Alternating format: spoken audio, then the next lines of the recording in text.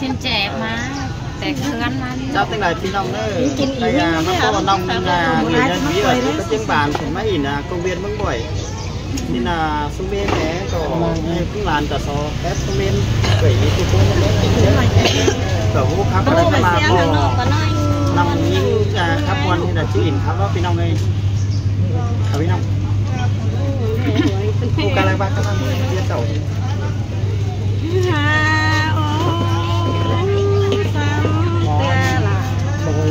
กินกับแสงนี่มาปองเห็นไอ้ลำบากไอ้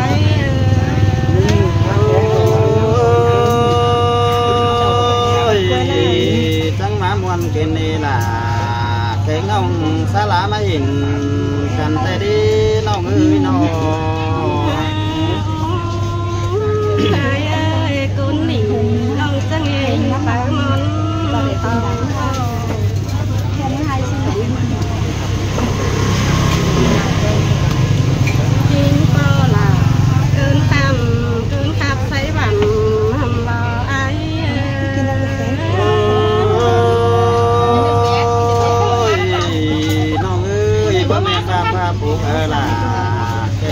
สลามาหินกันได้กว่าน้อง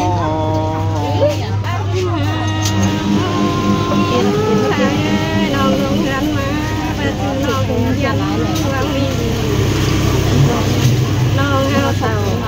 ใครมีก็อีกลงเวียนน้องวังร้ายน้องตู้น้อยน้องล่ะบ่ไม่สลามาหินยื้อน้องเต่าพ่อมาปองคนคันน้ำแกนี่รอไอ้คนเราทำงานตอนนะครับไม่ได้ตอนนั้นมาส่งหมูมัดเลยตัวน้องไอ้คนบ้านที่เป็นไอ้จังเฮียบันโจไอ้จังตั้งรวยจังระบายข้าวหอมได้น้องเอาอีได้อันบ้านสลายหล่ะคืนทันที่เสือแผ่นยังก็เหนื่อยไอ้ก็ถามเลยโบราณตัวตัวมันนี่น้องล่ะพี่เอ้ยมันหาสมหมูมาเจอได้นี่ฮะดูแผ่นยังนิ่งจังมาหนาเป็นเนื้อหลายนิ่งหายก็ถึงล้างของอายทางเสียนี่อาย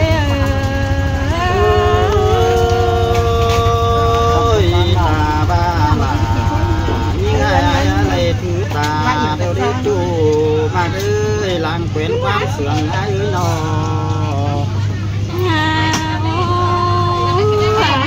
โดนเฮือนมาน้องจังมาลงเสรีจอกมาเห็นหูเป็นแน่ไอ้น้องจังมาเห็นจังลงทางหัวที่มันลงจังปันเป็นเหินเลยเป็นครับสมบูรณ์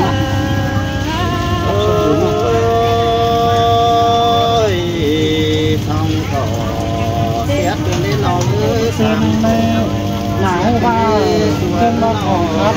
เป็นยาหนึ่งครับเป็นครับเอาสุดบ่เอาเจอของครับเอาเจอแม่นี่นะครับเอาเจอข้าวแพงเหล่ามีข้าวขายให้หวานมีตังให้จุ๊บอีกนะไอ้นี่มันน้องเอ้ยสาลาล่ะมาบ่คอยต้องวันไหนไว้ในเด้อตัวคือน้อง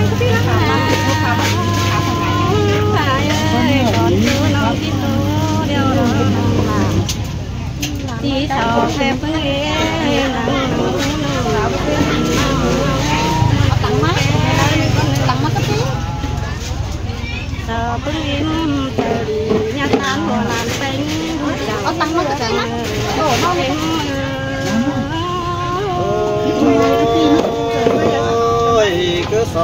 เบปึงแอมผู้เจอกว่า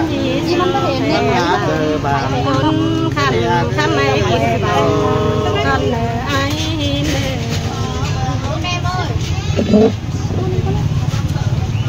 ให้เฮ็ดจำดูตัวแล้วก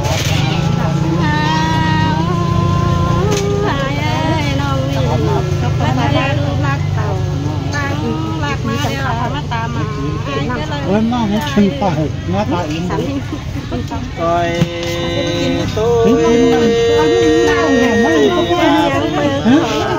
แห่มาหน่อยน้องมีลูกก็เจียงแก่ก็บ้านเราเรียบร้อยติ่มปูมาหล่อไอ้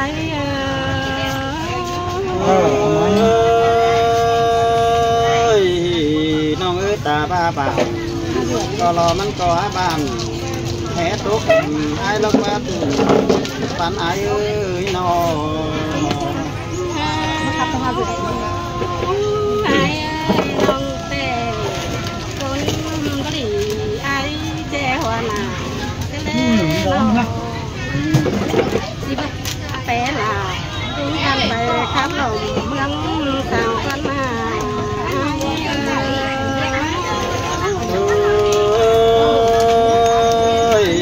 นั่นเนี่ยบ้านน้องหลาไอ้งานนั้นมึงยาเดียวไอ้เนี่ยเนื้อตัวก็น้องทั้งบาก้มกับก้องเตียนห้าตาสีไอ้เม็ดละน้องยายคนดีจังขับไปไปจังขับกูขับได้ล่ะใครไปมาล่ะไอ้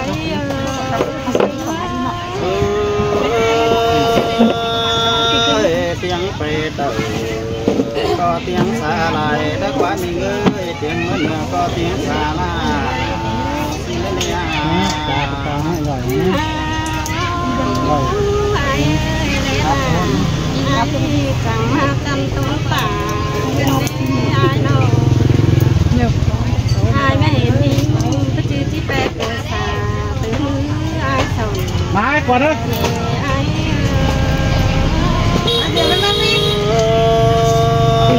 สู้กันนะตอนนั้นเนี่ยบายน้องหากหลานปียาเลี้ยงน้องหลานน้องนึกเยอะทำน้องว่าก็เปิดน้องนี่ครับตัวนี้ไว้สวีตาไว้ทำนี้น้องเขาเป็นน้องมึงก้อยตังเช็คกันได้จูหากให้มันจางเสียส่งความกันได้หา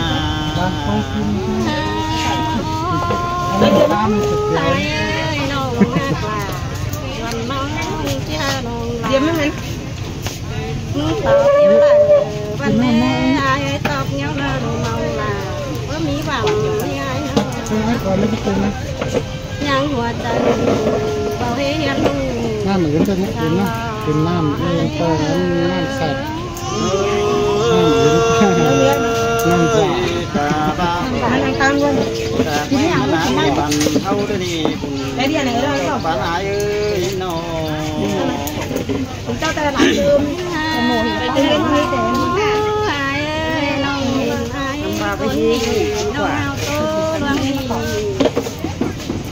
ทำบ้านน้องบุ้งเลยใครในน้องมาที่ไม่ผมเล่นแต่น้องเราเคยรอไอ้น้องคอยตัวน้อยจะให้มันสั่งที่สุดกว่ามัดบ้านหลานจมนี่คือได้หนึ่งงานประเด็นโตที่บ้านนี้เราไม่ได้นอกมันต้องผู้หาแม่ตุ้มแม่หมาดีเลยเด้อถ้าพวกเธอโตมาเนี่ยคือทำนี่แหละเป็นผู้ใหญ่วันไหนวันไหนน้องหากล่าพ่อแม่น่ะสาลาเป็นจังหวะนี้ยังไม่น้องแต่10 เจอคนนี้5 บาทเปิดขึ้นให้มือก็มาผมนี่น้อยนิดลงมากับมันน้อยมาต่อได้เดี๋ยวเขาตั้งคนนั้นแต่ชิมมาอะไรชิมมากินไรหมูน้องขายมาน้อง หันมาดูที่ซอเจียงปึ้งผู้เจอกว่าร้องได้เด้อโซเฟบว่าน้องหลายคนก็เนื้อหลายใช่เอ้ยน้ามีนะน้ำใจเหมือนอันนั้นจะน้ำใจเนาะโอ้ยน้องเอ้ยมือนี้แล้วมือสองกำเงินหาถึงเพี้ยนไหวเกินได้เพื่อแม่มาที่ใดมาปอละวันน้องอาจังให้ได้นอนหลับหัวหลงวันนาน้องละอายุมือแม่มาไอ้ที่มาทองหมูเอ็มมาช่วยที่เซ็นมาเลย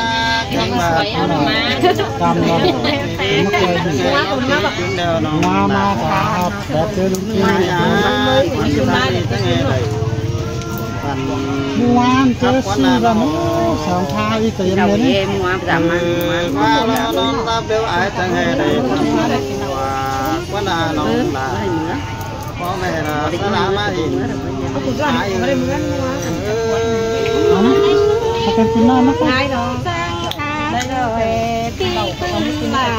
ใครไปมากันแน่นอนโอ้ยน้องเอ้ยยิงหมาเตะเพื่อแมนตาตูร้องตั้งเสียงเปิดนี่มาตูกลางเมืองวันเดียวแต่ว่าน้องหนาจะแมนตาตูเป็นจันมาแจกใช่ไหมเนี่ยเสียงเปิดบอลใบที่นาน้องหนาตายอยู่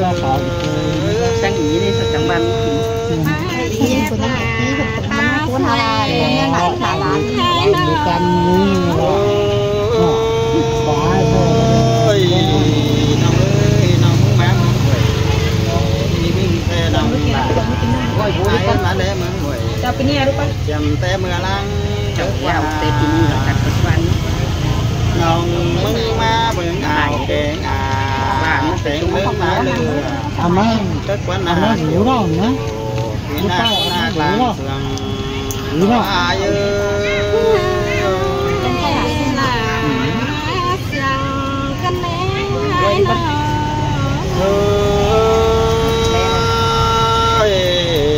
น้องเอ้ยไอ้มาปอดยิ่งดีเบ้ยปั่นน้องท่วงปอหนาเพื่อนได้น้องนะมึงจะขาบาให้กว่านะตอนไหนน้องขับมวยมาเหี้ยโยมเราตามมาปอดขบุนยิ่งขนาดจะไงมาสูมเสียงเนื้อเจอเพื่อนไม่ได้มาขับได้เหี้ยเลยคนจันทร์ยังเปิดก่อนไปเราอายุ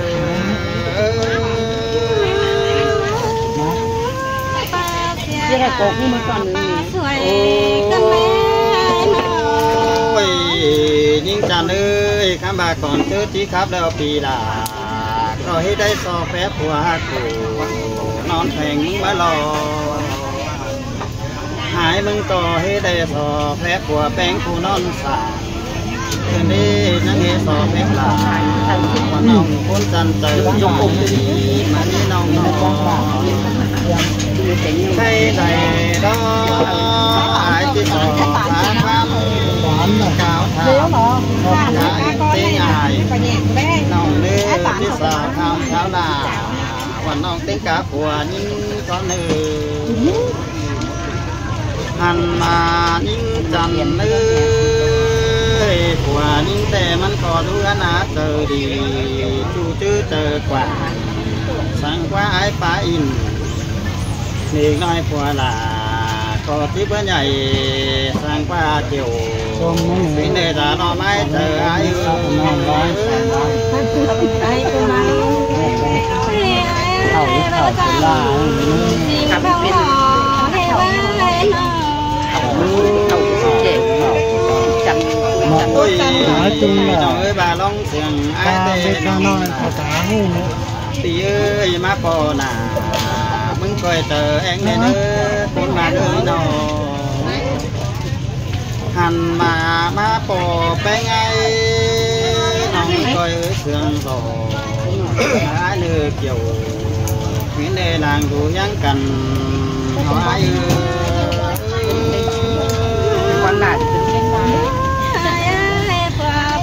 ยืนเจอดีต่อยิงมาเรือร้องไห้ โอ้ยยิงหากก่อนซื้อที่ขับแล้วกองไก่มาไอ้จังเอถามน้องคุณเสียงที่ขอกินดีน้องมาน้องไอ้ก็จังเอวชื่อล่ะวันน้องแค่ตีล้วงเลยมานี่ล่ะไอ้ล่ะลางเสียงไอ้ขับกันเลยนะแต่ที่ร้อยเขาบอกว่า ชมเกลือ น้องเที่ยวเบาหลา ชมนี่บ้านกลาวนะครับรวมกันครับข้างกลาว แม่นเนาะมามันหาพวกเขาบ้านเกิด ก็ให้ก็สอนมา ท่านคุณหมอไอ้นะ กันยินพวกเขาจะได้ไงเขาจะได้แล้วเนาะ ได้ มาเรียกชูเป็นน้องหากับคนอื่นแค่ตีน้องสัง มามันมาขับบ้านเนี่ยกดเนาะ อันมาเป็นน้องเป้งเสลาย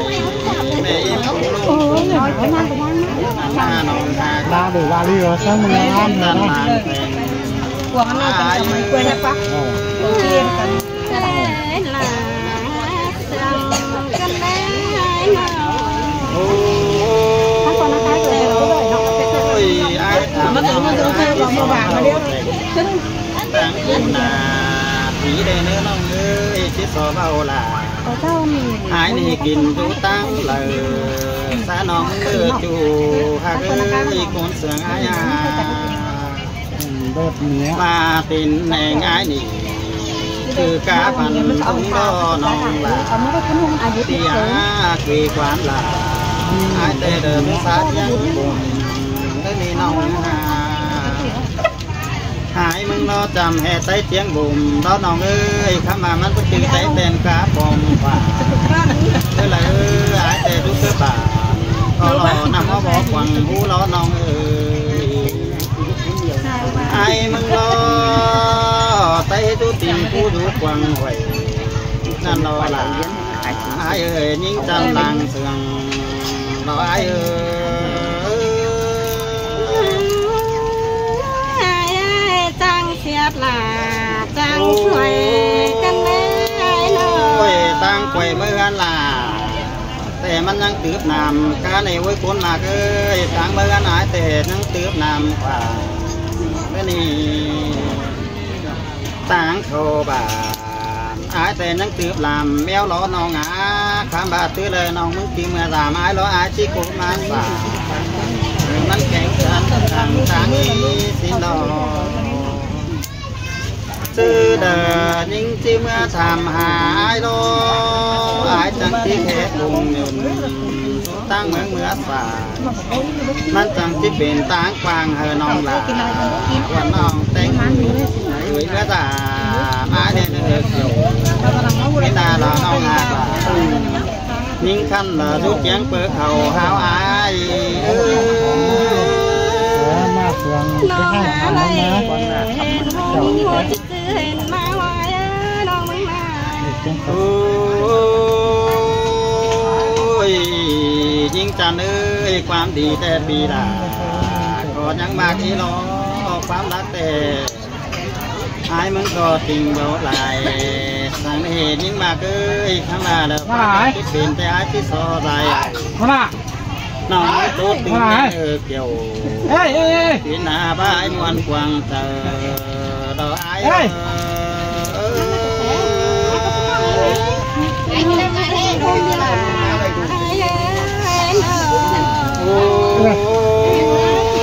มาหาจงครับจูมาเกยบาโอ้ดอน้องเปียวขับตะไลนึงเนาะอันนี้แม่นแต่อายุตรงนี้เดียวน้องเ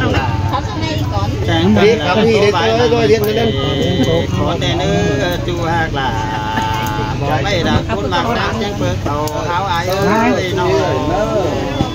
มากินน้ำพี่น้องเอ้ยน้ำไม่ได้ไปเอาเลยข่าวข้ามอยู่บ้านเอาไปจังบ่มเนาะจังบ่มเนาะ ยังไม่ครับแล้วก็ทีเดียวไม่ไว้เสร็จแล้วเอาไป